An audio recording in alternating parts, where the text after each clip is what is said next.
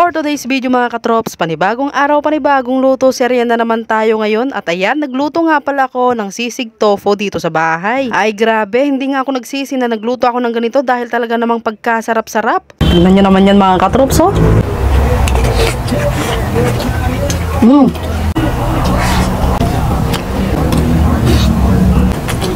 Grabe, sarap.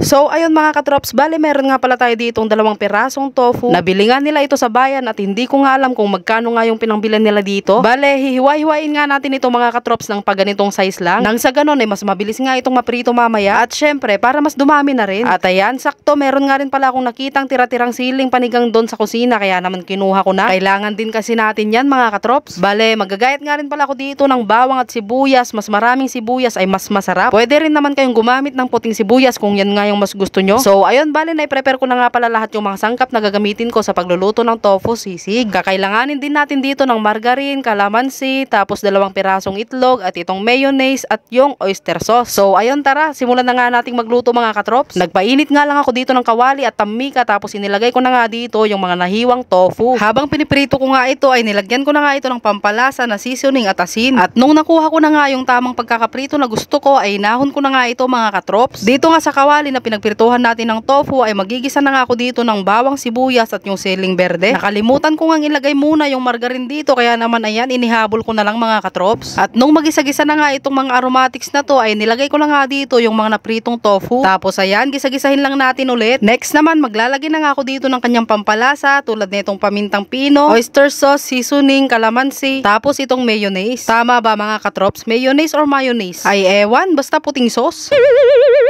At nung napaghalo-halo ko na nga yung mga ingredients na nilagay ko mga katrops, ay binati ko na nga dito yung 2 itlog ko. Ay 2 pirasong itlog pala, wala pala akong itlog eh.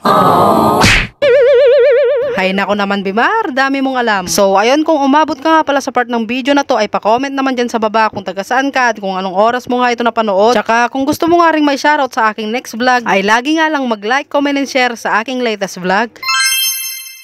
So ayun mga katrops, ayan, tara tikman na natin itong ating nilutong tofu sisig. Tignan nyo naman yan mga katrops, oh. Talagang napakarami yan kasi hindi pa ako kumakain. Hindi pa ako nananghalian eh. Bale, meron rin pala ako ditong tira-tirang chili oil. Naubos na yung oil na lang talaga. Lagay na lang natin dito mga katrops para spicy. Ayan, tara tikman na natin ito mga katrops.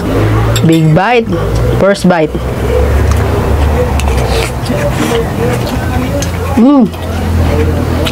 Sarap. Parang hindi tofu ah. Parang karne. Grabe, sarap. Yan oh.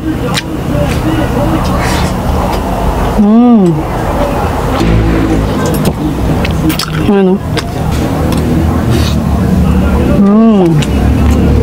Malasang malasa.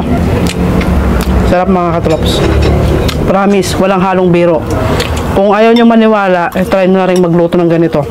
Basta sundan nyo lang yung ginawa ko.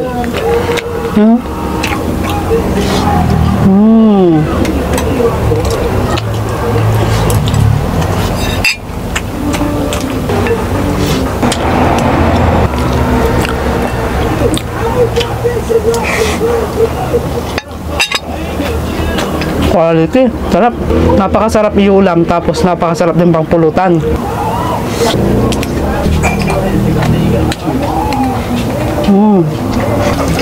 Ayan, last bite na tayo mga katrops.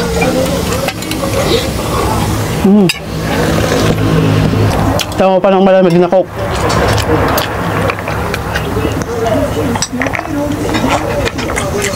Sarap.